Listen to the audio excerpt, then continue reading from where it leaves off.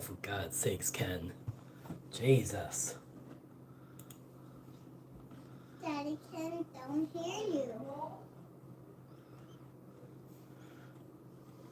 It sounds like Wendy.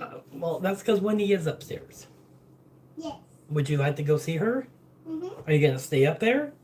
Mm-hmm. Because I'm not going to get up to let you back up there if you're not going to go up there. I went on a picnic and eating. They Well, want I know. baby. I know, you're taking all my candy, but you're not eating it. You're just storing it down there. What's up, guys? Hey, Razor, Keith, Sarah, not brother, Ken. Oh, for frick's sake, Ken, you're just... Well, why not? I mean, I'm not even a moderator on yours, so I guess I can make you a moderator on mine. But it's, you know, it's whatever. It's whatever.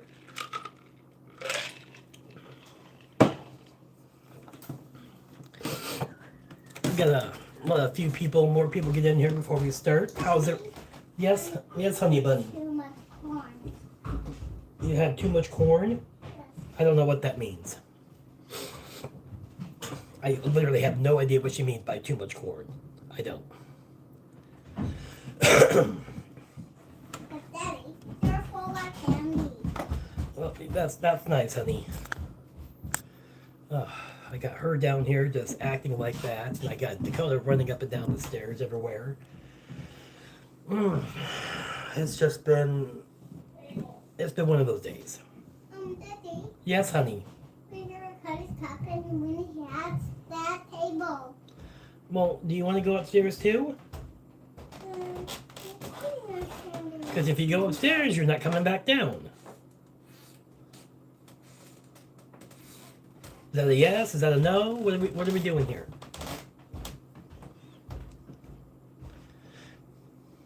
That's the birthday. Happy birthday, Ken. Happy birthday, Ken!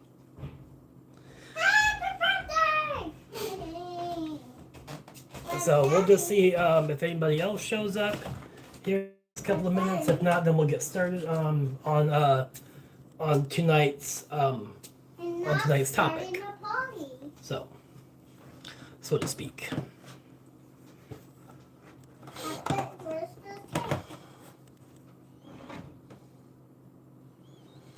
You're welcome, Ken. You big galoot. There we go. Well.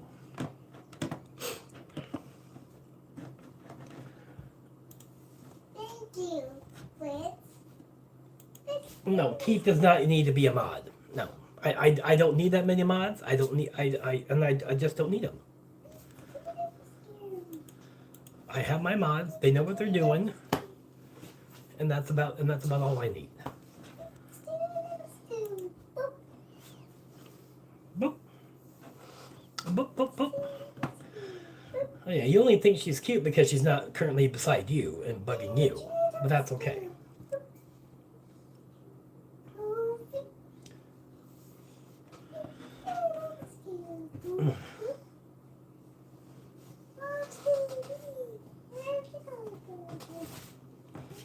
What you doing?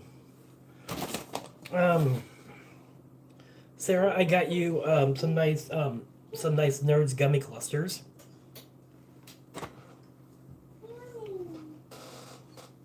If anybody else wants them too.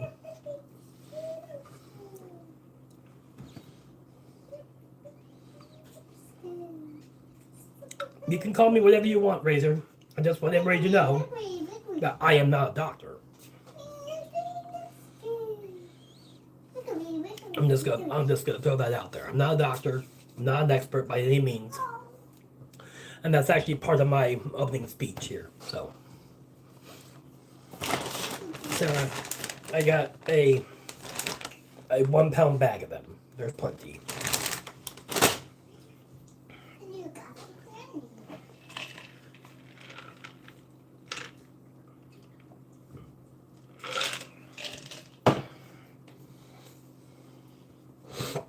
Well, I mean, I can hardly hand them through the screen for you. Actually, they're really cheap. Like, you can get them... Daddy, I eat all the acorns. You better not have eaten any acorns. Yes. How about you eat the gummy clusters I gave you? Mhm. 1, 2, 3, 4, So yeah, you can get them. 6, You can get them fairly cheap on the Amazonia. and 8, I think I paid 9, like 10. what was that? 10, $8.99. $8.99 for that 1 pound bag, which is not too bad. One other time I got like this like 5 pound bag of like sour watermelon little gummies. Those were really good. Those lasted a long time too. I think I paid like I think $22 for 5 pounds. Maybe it was 16. I'm not sure. Wasn't too bad. 1, 2, 3, 4, 5. I guess we can all hear the little one in the background counting. So I'm just glad she knows how to count. 1, 2, 3, 4, 5, 6, 7, 8, 9, 10. Yes. But anyway. Alright, well, shall we begin? Does anybody have any questions about anything? Anything that you want to start off with? 1, 2, 3, 4, 5, 6, 7, 8, 9, 10, 11, 12.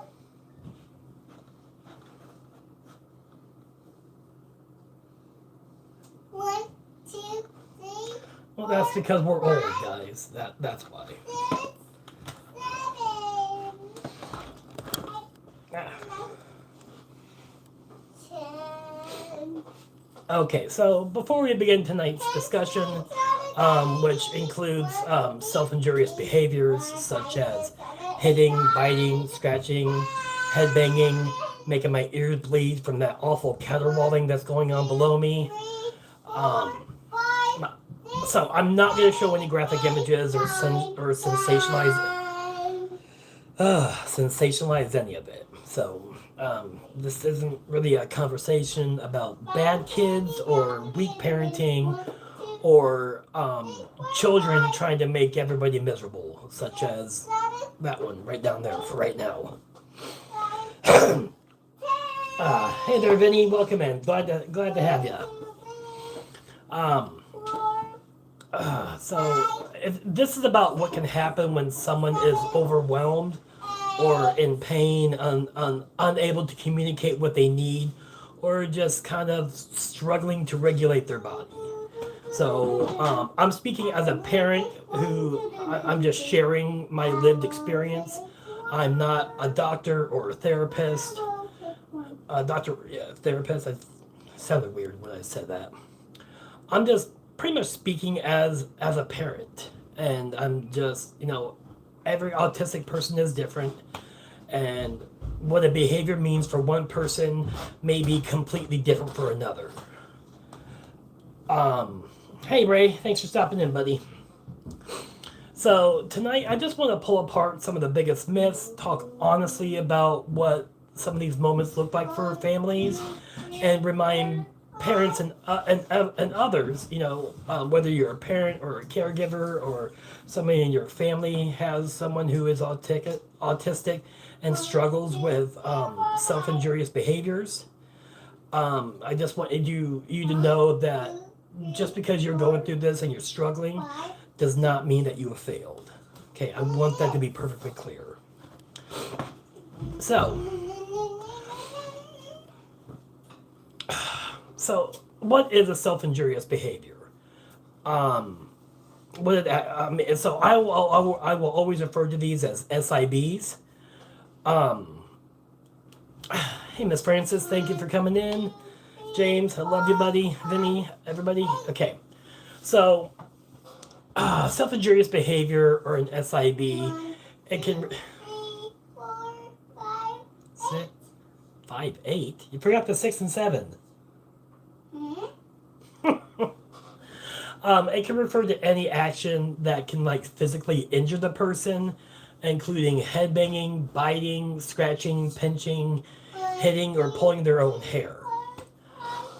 Now, self-injurious behavior is not automatically the same as unaliving self-harm. And many autistic people, especially those with significant communication or intellectual disabilities, the immediate purpose of this behavior could be just, like emotional regulation or escape from overwhelming input. They could be trying to communicate pain or an expression of some need of theirs that is just not being met. Um, so yeah, so and yes, Luna, thank you. And while we're on this subject, if there's any time that you guys have a question on anything that I can like answer, for myself, I will. So just go ahead and throw that up in the chat. I am keeping an eye on it. So if you have any questions, you just let me know. So nobody should automatically assume that that any of these things have any kind of like it's tough to explain. It's like you got these moments of these self-injurious behaviors, and it could be any number of things. It could be environmental. It could be somebody in their presence that they just don't like. It could be that they're feeling just overwhelmed with everything going on around them. Maybe there's too much light. Maybe there's too much noise. Maybe there isn't enough light. Maybe there isn't enough. Let me bring that up a little bit. There we go. That makes me feel a little bit better. Maybe there is, there's just so much that it could be. So these behaviors can sometimes, they're just not always doing it for attention. That's what, a lot of people have said, like, they're just trying to get your attention. Well, kind of in a way, but not really. These behaviors can result in attention. Hi there, honeypot. But that does not mean that they are deliberately trying to be manipulative into getting the attention from you. They may be trying to communicate some type of distress or discomfort or fear, confusion, escape, or just maybe a need for connection. So it's like I can give examples from my son.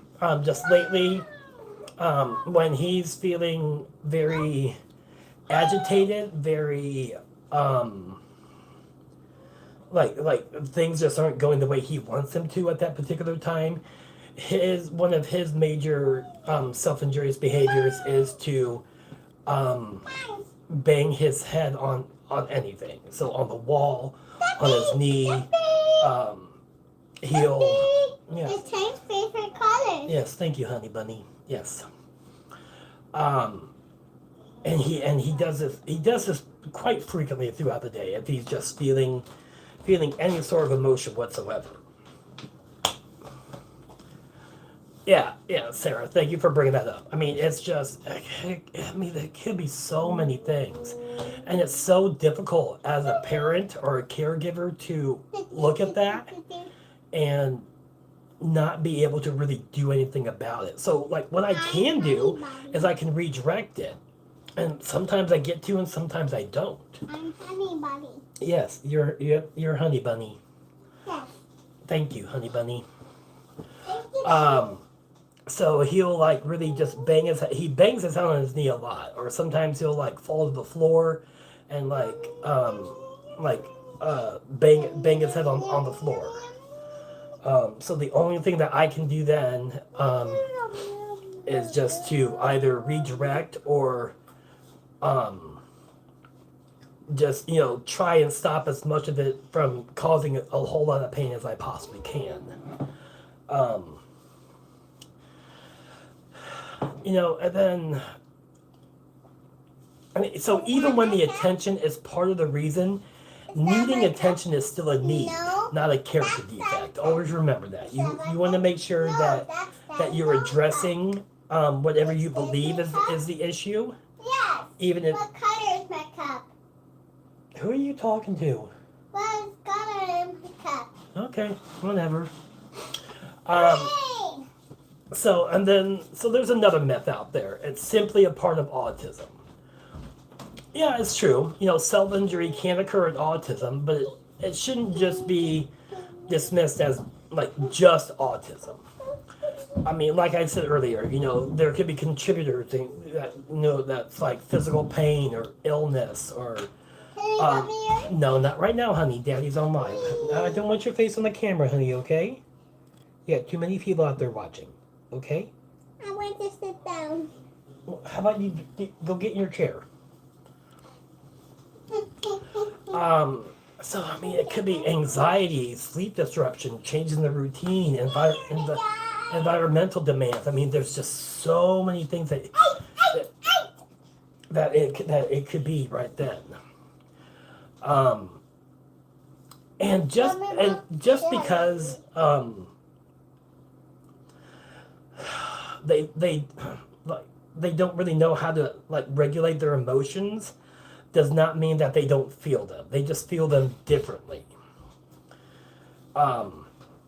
So like my son, he's nonverbal, so he can't really tell me exactly what the issue is. I have to try and deduce it. Is he is his Hey! well, Shoot my candy. well, don't put your candy up in front of me. Don't swing it in my hand. You're so cute. Don't swing it in He my doesn't. hand. He can't tell me what's going on with him. So it could be like maybe his dinner got to him too late, which is a possibility. Watch out for my cord, honey bunny. Okay. Don't spit it on my hand. Okay, Luna bunny. There. Just get rid of that.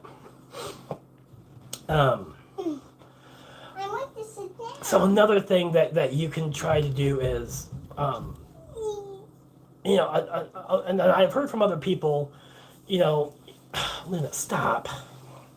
Here. I want my candy. Oh, fine. You should try to punish it so they learn not to do it. Okay, just don't. Do not do that. I mean, Can I you sit would. here? You want to get down? Yes. I mean, you wouldn't want to punish. Stay down, honey. You don't want to punish someone just because. I want to stay up. Think about your neurotypical children that you've raised, and they're like Can I sit down on your lap? no, and they're not feeling well, so they start crying when they're young. Obviously, Luna, stop, honey. Oh, for God's sake. No, you can sit over here.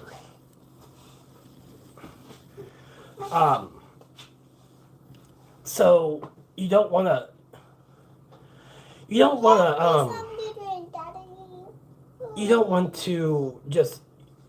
to try and punish it, because that's just going to cause even more distress. I mean, that's just going to like I was saying sorry, she just distracts me a lot. Oh, she is a lot tonight. Daddy. Anyway, so think about your children and how they're not feeling well. Luna, leave that alone. Daddy. And they start crying. Well, you can't. You don't want to punish them because they're crying because they don't feel good. Well, the same thing goes for my son. I can't. Luna, stop, honey. Need some new drink. Oh my God. You are a lot tonight.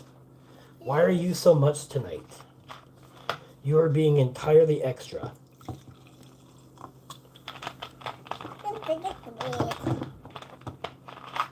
All right, see you, Ray. Thanks for stopping by. I appreciate it.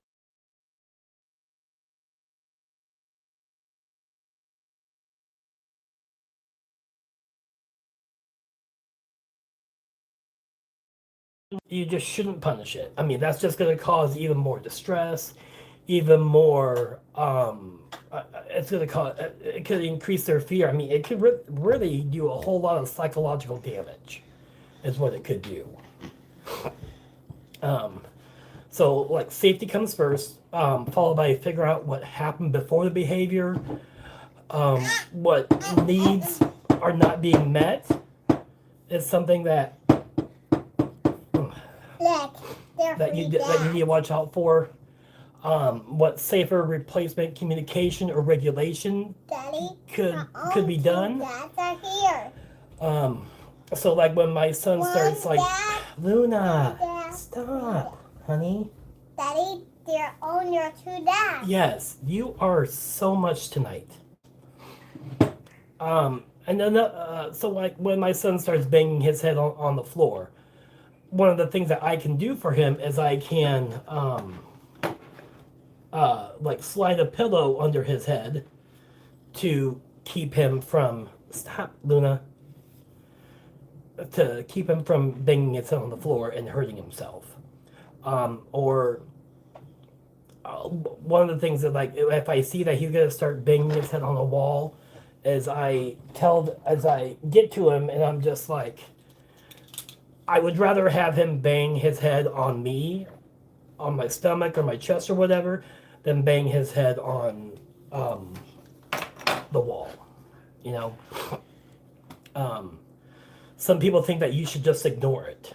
Well, you can't ignore it because I mean they're hurting themselves, and they're not hurting themselves because they want to. They're hurting themselves because it's like calming them or like disrupting the. Ow. Yes, honey. Or it's just yeah. You can't always stop it. You can't ignore it. Thank you, Sarah. And then another thing is like, you know, people have said, Luna, you heard so much tonight. Stop. A lot of people have said, you know, like maybe the parents aren't disciplining the child. Well, so a neurotypical child, would you discipline them just because they're experiencing pain or panic or frustration? Would you punish that in them? No. So we're not. It's not that we don't want to discipline them. It's just that you can't discipline something that you don't understand what's going on. So, and a lot of people have said that, you know. Hey, what's that? This guy. There's nothing there. A triangle line. Okay. You know, I get this all the time, like, well, have you tried this? Have you tried this? And have you tried this? Well, this worked for my kid. And I get that. You know, we all want to... Luna, stop. Not right now. There is no, like, one treatment that works. There is no universal fix. There's no room. That's right. There is no room for you up here right now.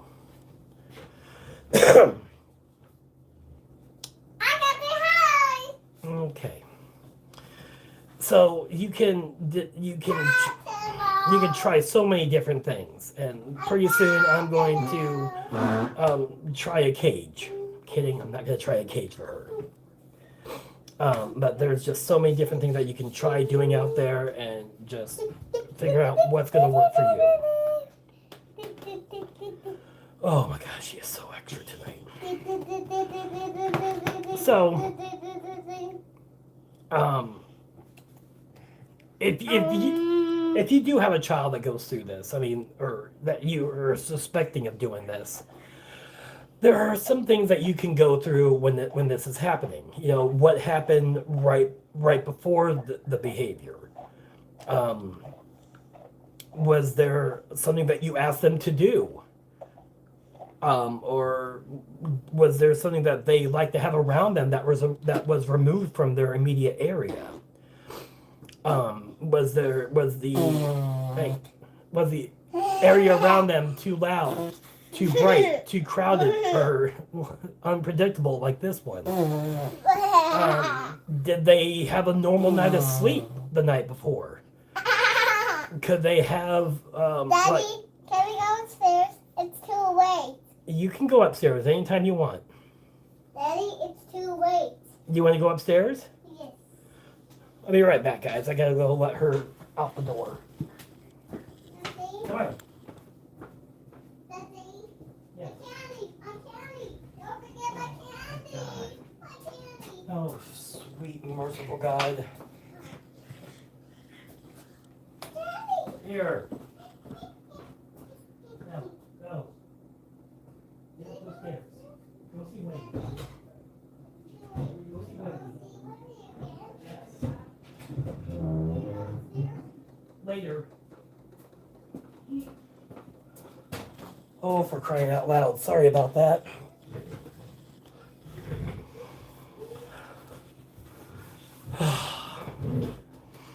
Okay, so it could be like, do they have some type of dental issue going on, an earache, a stomach ache? Like, did they get cut? Are they in some kind of pain? I mean, are they unable to communicate like, stop, or I need a break, or I'm hurt, or I need help? My son doesn't. Yeah, he has his AAC device, but he he doesn't use it at home just because, like, I think he knows that I know exactly what he wants. So he doesn't use it at home. So he doesn't tell me like I need a break, or like I'm hurt, or I don't feel good, or I'm hungry, I'm thirsty. Because if I don't, like, if he's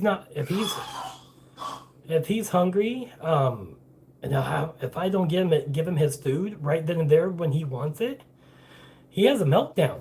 And when he gets in his meltdowns, like, he will harm himself. Lately, what a big thing is, he's biting his hand right now, and he's been biting it enough that it's pretty much leaving a permanent mark on his hand. So what when you're thinking about these behaviors, and you're going through all this list of everything that you're trying to think of what it can be, a great thing that you can have is a logbook. So I do keep one. I keep one in his room. I keep one in the dining room. And I keep one in the living room. So then every time that he's going through one of these meltdowns, and after the event is over, I write down when it happened, what was going on, and trying to deduce like what it was about, what happened before, what happened after, what was all going through, or what was all happening during the meltdown, and that led up to this self-injurious behavior. Yes, honey bunny. Oh. I'll be right back. You are doing way too much tonight. So if I'm going to bring you back in, you need to sit there and stay quiet.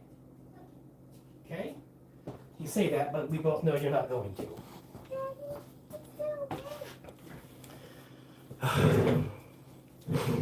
So yeah, so I do keep a logbook, and I just write down what was going on. Now,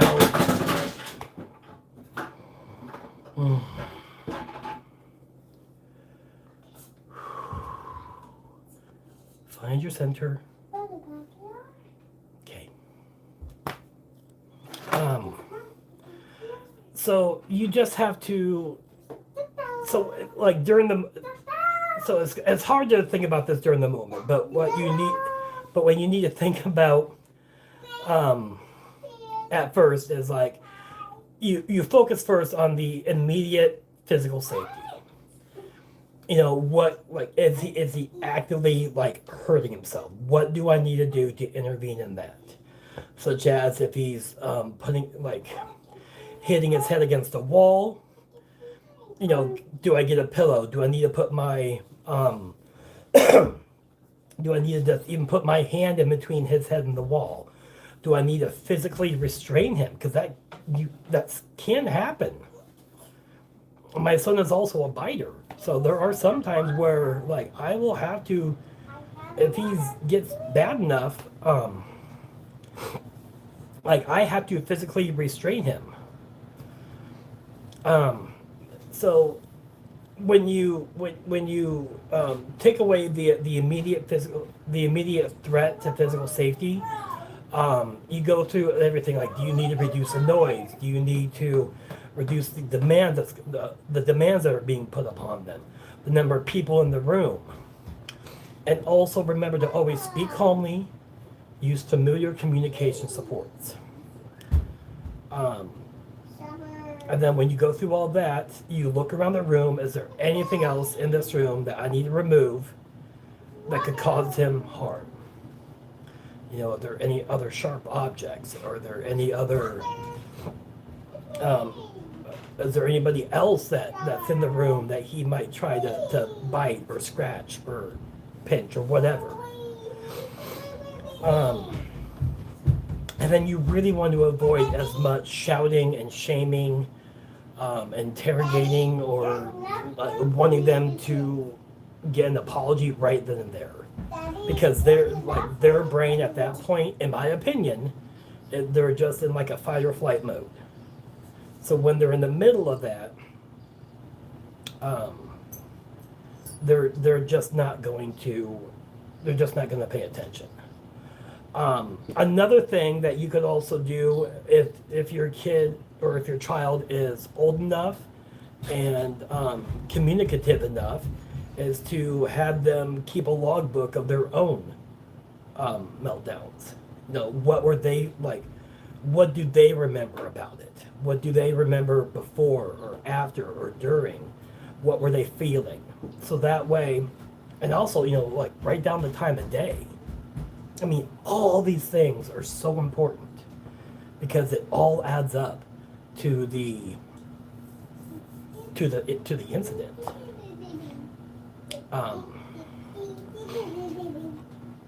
So yeah.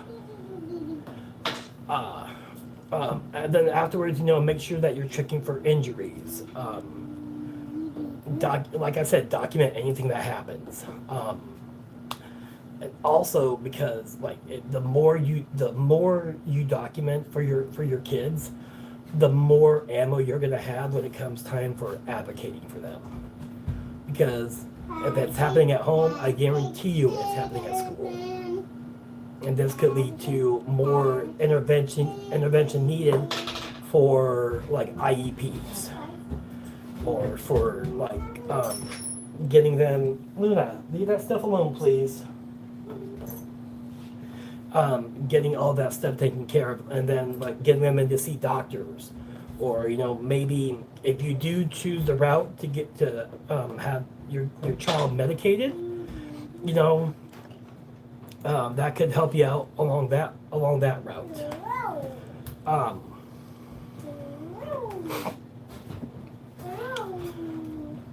So yeah. So I'm gonna turn this over to you guys for a little bit, and I just have some questions for you guys. So if anybody wants to put up any, if you guys want to answer, you're more than welcome to throw up in the chat. I have it right here. So what would be some of the biggest misconception that either you have had or other people have had about your child's behavior? Or another child's behavior that you have noticed. Okay. You know, if anybody has any experiences with that, you're more than welcome to put that up in the chat.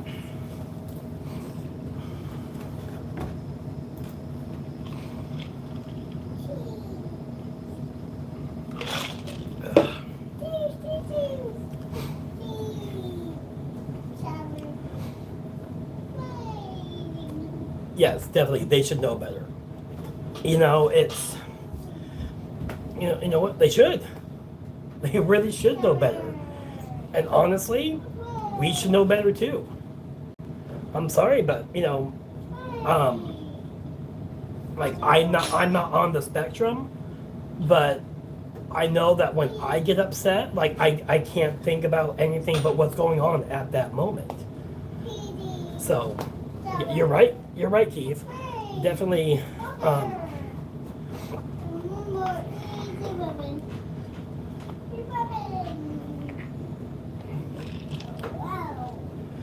So, Francis, good question. Um, the medication that I have him on is I have him on medication to help him sleep. Um, and then he's also on another on another one for just it's just a slight mood regulation to help with that. I chose not to do a whole lot of medicating with him because personally, just for me, I didn't want to change who he is. Who he is who I love. But you know, he is not he's not really aggressive. He's not destructive. He's not a lot of these things that I mean yes, he does have very profound autism, but he's not like a severe risk for like injury or injuring others. He does, and he has, but it's not like an everyday, all day thing. So I give him some sleepy time medication because, you know, being a single dad, I need sleepy time too.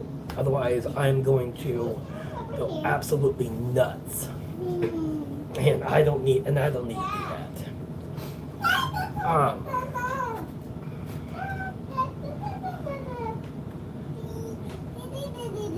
So lately there is this within the last 3 or 4 years, there's just been this stigma about getting your kids tested, and I don't know why. Like, it's a lot of it may stem from a lot of people say that well, we didn't have autistic kids 30, 40 years ago. Yeah, you did. Absolutely, you did.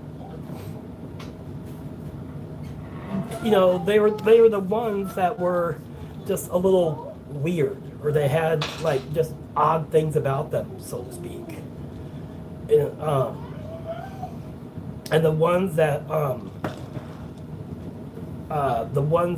were profoundly autistic, they stuck them in institutions. So don't tell me that it hasn't been around, because it has. And it's just really sad to see that. Plus, I mean, there's such a long wait. There is a long waiting period to get your kids tested, and unfortunately, and that's just how it is.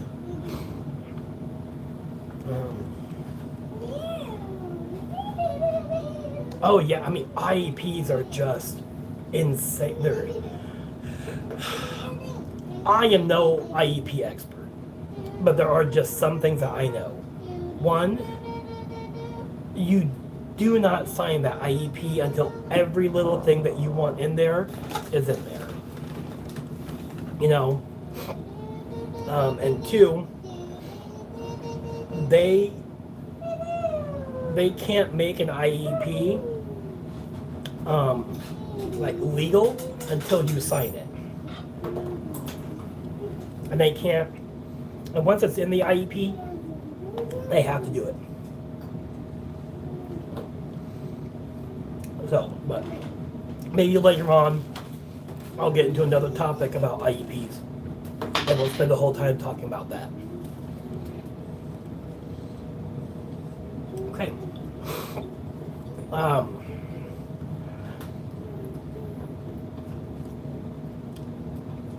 So what are some of the warning signs that you guys have seen before things start escalating with some of your kids?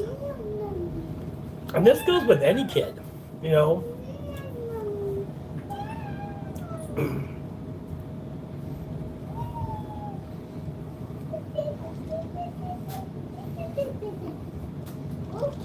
Like my son, I know what he's like. So I know that, I know when he's starting to get really frustrated, because I know the noises that he makes.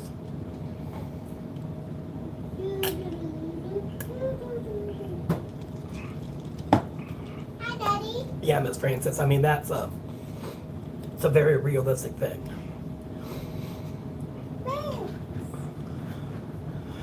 we all know you're odd, Sarah, and we appreciate your oddness. Where's Sarah? She's up there. No, that's Daddy. That's Daddy too. I'm Daddy. Yes, we're all Daddy.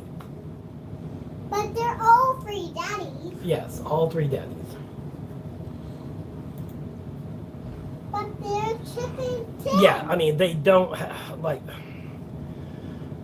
They're chipping they do, but they don't. Like the amount of control that they have over their emotions 1, is 3, 4, that they know that they need to let it out. 6. That's about all the farther that their 15. control goes, in my opinion. Daddy, what are these? 1, 2, 3. 1, 2, 3. It is, and 6, 7, 8. and I had no problems with any of the schools that I've had my son into until this year, and that was because Daddy, what means your eyes? his entire 1, 2. 2 eyes. his entire care team changed at the 2 school. eyes. Like And teachers and all of his therapists, everything, his aides, 2 eyes. everything. All three daddies have many eyes. Took away her IEP. They can't do that. 1, 2. They cannot just 3, arbitrarily 4, take away an IEP. There has to be like yes, Luna, you're being very extra. They can't just arbitrarily take it away. Yes. There has to be like an evaluation done. There has to be like all these steps that they have to go through. Hey. And if they I did, see red. yes, you see red. And if they did take it away, then A tail. I would suggest that she contact Daddy, it's a tail. some type of lawyer, 3 daddies. because that's not You all right. have a They tail. just cannot arbitrarily Daddy, just take it away. What is that? It's yellow, honey. It's a tail. Yes, it's a tail. Thank you.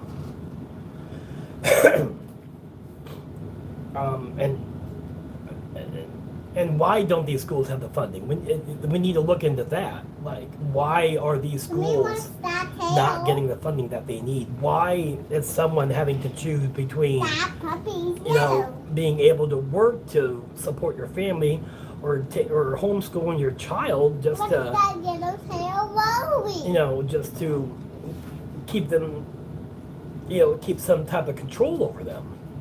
Nobody should have to be made to. I mean, if that was my decision, of course, I would What's that baby? yank my child out of that school quicker than hell.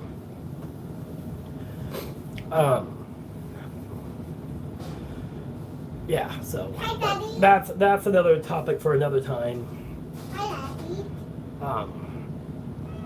So have you noticed that anything that helps your child recover afterward? Or have you... Luna, leave it alone, honey. Leave it alone. I want my candy. Well, then take your candy.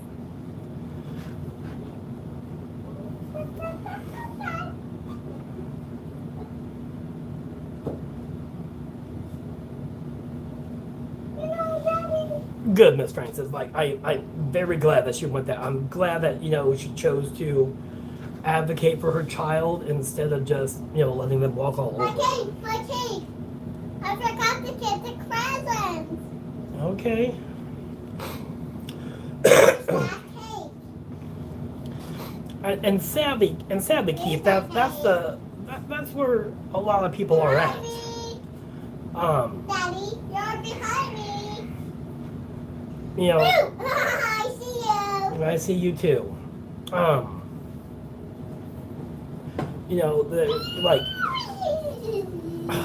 It's tough to say because there's so many things that are going on. And Sarah, yeah, she was having a panic attack, hugging her from the side. Yeah, having a lot of giving my son a lot of pressure can help him too. Luna, don't touch that, please. A heart. Yes, it's a heart. You can leave that alone. Luna, go sit down. I know that something that helps my son calm down is Please. is he likes being tickled. So me, like, Can I sit down, please? yes, you can, and I urge you to. So he likes being tickled. So I know that when he's starting to get in that point, that he's gonna have one of these times.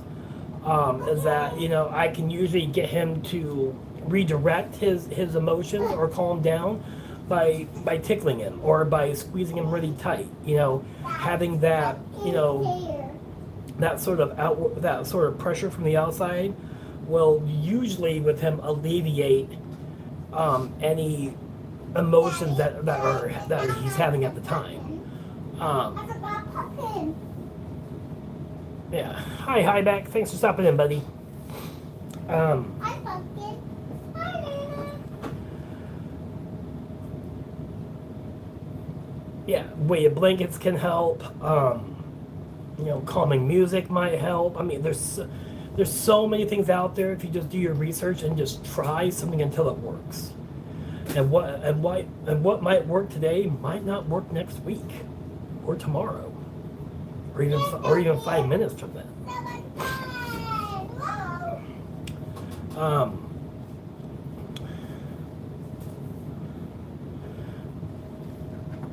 so I think a lot of us have seen like injurious behaviors in kids. How has that affected you emotionally as either a parent or a caregiver or just as a family friend to a child that has that?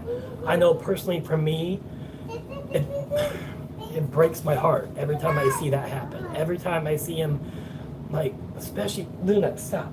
Especially when he's in the back seat and he starts like hitting his head on his, there's nothing I can do. Like I'm actively driving on the interstate. Like I cannot just like pull over right then and there and stop it.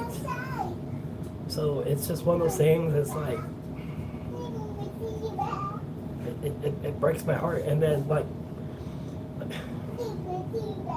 right now, like I look at my son's hand and I see this like mark that is always there because he's biting his hand. Like he does even, and I've been noticing that lately. He's not even biting his hand when he's like in the middle of a meltdown.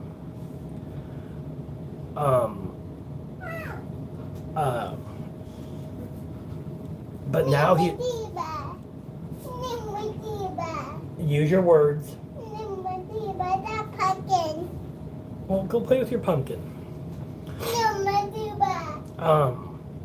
But I've been noticing that now he's like he may not be always biting his hand, but now he's always having his hand like right up by his mouth, like constantly, just like always like this. And he's walking like he's just expecting to be in an emotional mood, and he's ready to bite his hand, and it's just it breaks my heart.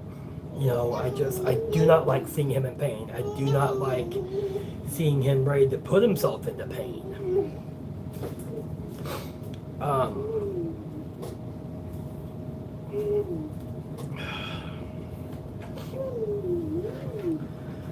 So,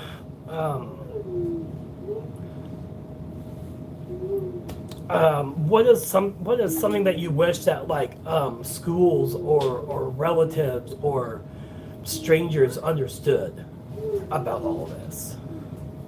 Me, as like, and I'm not afraid to admit it, like there are some times where it's just easier for me to get things delivered here just so I don't have to deal with people staring out in public just in case he has a meltdown or he starts injuring himself.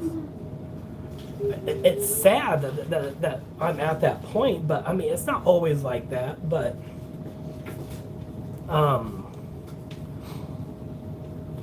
yeah, I mean, I've had my fair share of people just stare and like look at me, look at us, and I mean, you can just see the judgment in their eyes, and it's just sad.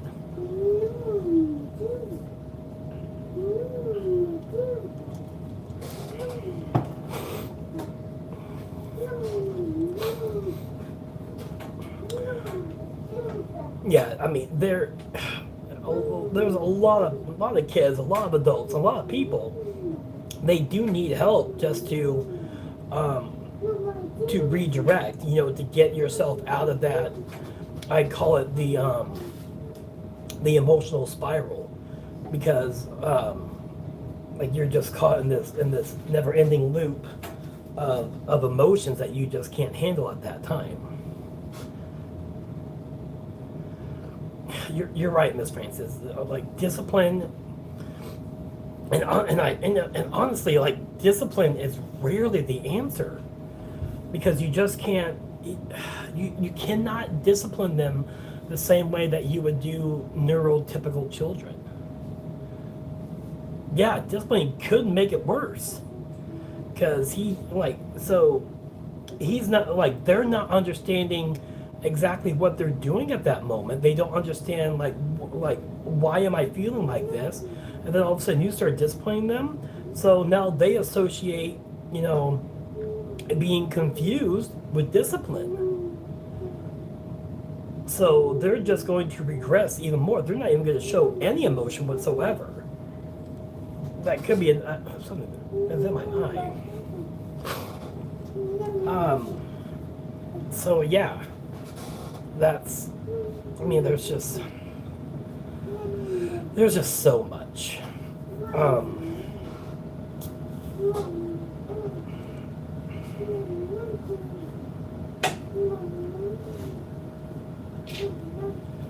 Oh, I fully understand. I do. Like even I grew up in a time where, I'm under there. really, I had no idea. Even I grew up in an era where, I mean, we were disciplined when we got out of hand.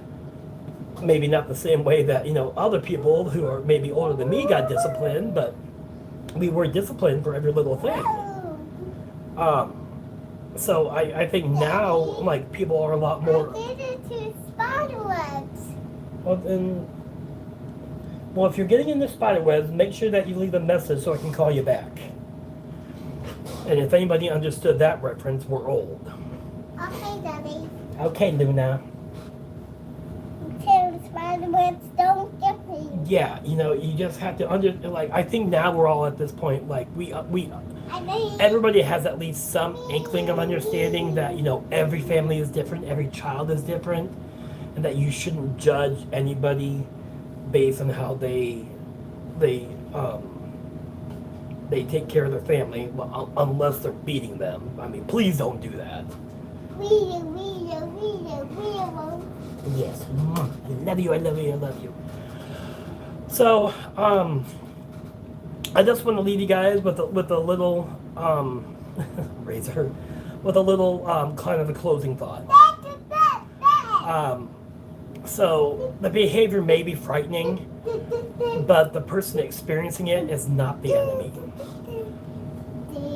Our job isn't merely to stop what we can see, it's also to understand what they may be trying to tell us and help them find a way to say it.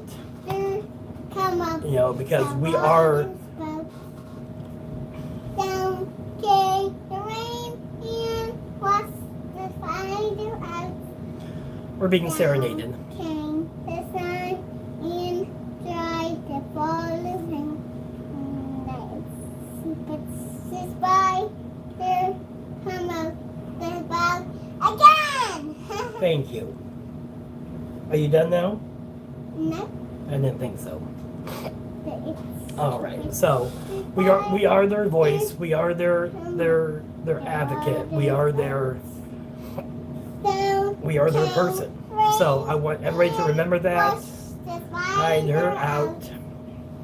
Down came the sun and dried Up all the rain, and the itsy bitsy spider come out the spout again. Thank you. All right. So, Bye. does anybody have any final questions or comments before we stop this for the night? Down watched the spider out. Down came the sun and dry the fold. I appreciate that, Razor. Thank you. It's the bitsy spider run out the spout again. It's the bitsy spider. I love you too. Thank you. All right. So that's it for tonight. Thank you guys for stopping by the Chaos Central here at Family Beyond Labels. I plan on doing a whole lot more lives, a whole lot more videos, just going through everything and putting a muzzle on this one. It's pretty okay that my son doesn't talk because she does end up talking for both of them. So for now, make sure that you just go out in the world and just show as much kindness as you can. You guys have been great. Love each and every one of you. Peace and love. Love you all. Have a good night.